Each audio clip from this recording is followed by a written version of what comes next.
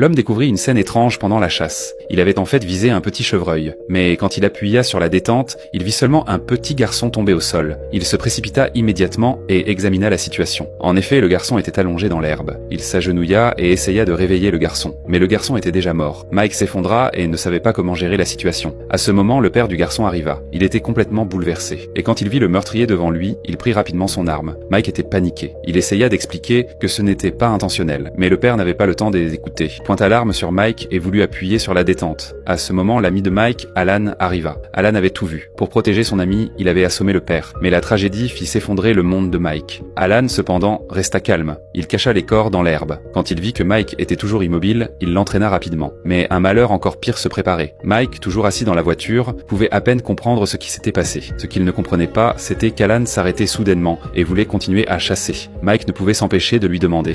Alan lui expliqua que s'il s'enfuyait simplement, il se rendrait encore plus suspect. « Peux-tu me déplacer vers une unité de détention? Parce que je ne pense pas que je peux le faire. Et nous sommes au milieu de nulle part, à des centaines de kilomètres à la ronde. Il devait au moins rester ici toute une journée avant de revenir le soir pour nettoyer la scène du crime. » Pour rendre la situation encore plus crédible, ils se rendirent dans un magasin à proximité. Ils parlèrent délibérément avec le vendeur et mentionnèrent d'aller à leur chasse de façon désinvolte. Plus tard, ils apparurent dans un restaurant et firent semblant d'avoir faim après une longue journée.